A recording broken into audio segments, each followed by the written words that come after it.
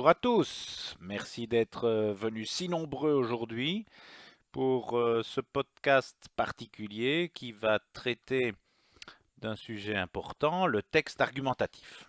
Dans ce podcast, j'aimerais vous rappeler la structure d'un texte argumentatif classique. Je vais dire que cette structure, allez, s'applique à la plupart des textes argumentatifs. Quand vous devez en faire un, la première chose que vous devez travailler, c'est le sujet. Quand vous avez le sujet, il vous permet de travailler et de faire ça en plusieurs étapes.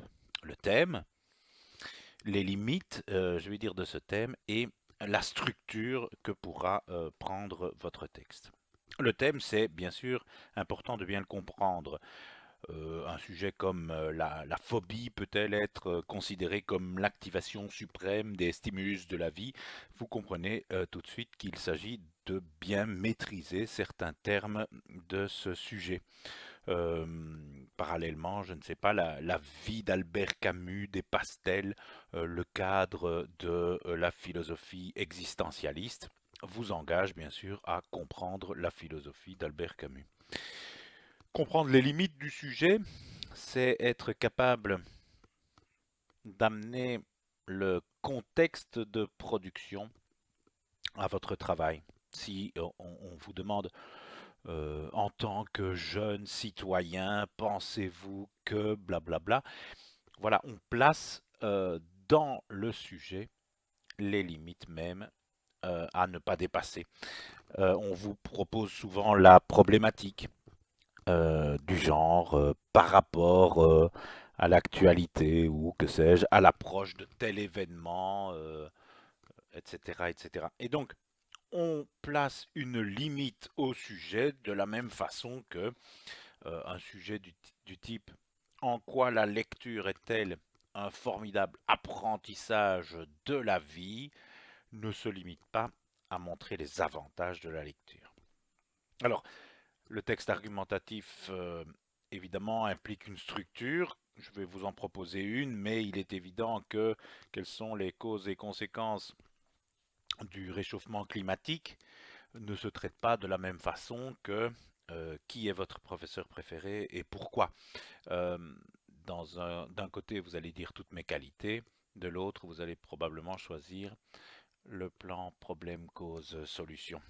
Donc, à la suite de la bonne compréhension de ce sujet, eh bien, on recherche un maximum d'arguments. Vous connaissez le principe, un maximum d'arguments. C'est plus que 3. Si vous avez 3 arguments, eh bien, c'est ceux-là que vous allez utiliser inévitablement. Si vous avez 10 arguments, vous allez choisir les meilleurs, vous allez regrouper. Un texte argumentatif, vous le savez, est divisé en 3 parties. L'intro, le développement et la conclusion. L'intro qu'on peut diviser elle-même en 3 parties. Au sein d'un même paragraphe, vous devez développer le thème. Il s'agit de donner le sujet. La thèse, dire précisément ce qu'on défend. Et le plan, présenter la suite du texte. Autant la thèse et le plan, franchement, vous faites ça en une phrase.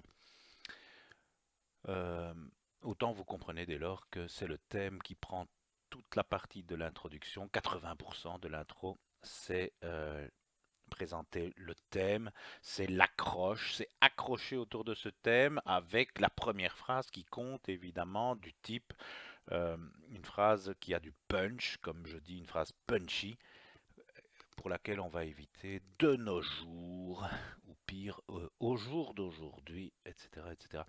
Parfois, on place entre le thème et la thèse, à la fin du thème, la problématique qui amène la thèse. Alors, ensuite vient le développement. Bien sûr, on essaye de le faire en 3 arguments, souvent. Argument 1, argument 2, argument 3. 3 arguments importants euh, pour lesquels on va évidemment montrer une différence. Donc, on va varier non seulement les arguments, mais les techniques utilisées pour ces arguments. Si euh, il y a plus d'arguments, on essaye d'équilibrer, même s'il n'y a que 3 arguments, on essaye d'équilibrer ces arguments de telle sorte que l'ensemble du texte soit harmonieux, on vise par exemple 10 lignes par paragraphe. On ne fait pas un paragraphe de 5 lignes, un paragraphe de 40 lignes. La construction de l'argument, je vous la rappelle, une balise, d'abord, ensuite, enfin.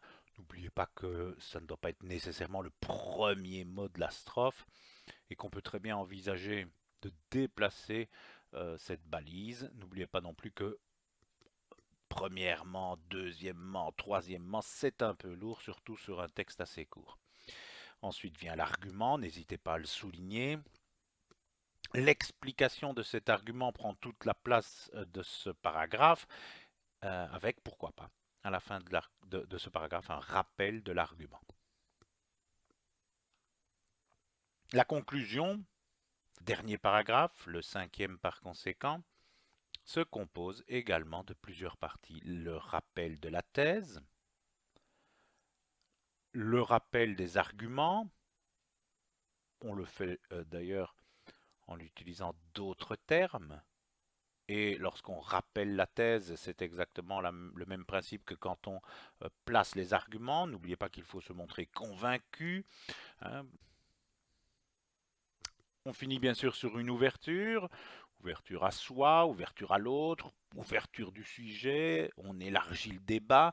Si le rappel de la thèse se fait, allez, en quelques phrases, peut-être une ou deux, le rappel des arguments, une ou deux phrases aussi. Je rappelle, on ne prend pas les mêmes termes, on n'hésite pas à synthétiser l'argument en disant par exemple que la lecture fournit un apport culturel. Voilà, on s'en tient là, mais on imagine que le paragraphe correspondait à beaucoup plus de lignes. C'est donc bien l'ouverture qui prend le plus de place. Et ici, il me reste à ne pas ouvrir, mais à clôturer en vous souhaitant une bonne journée. À bientôt!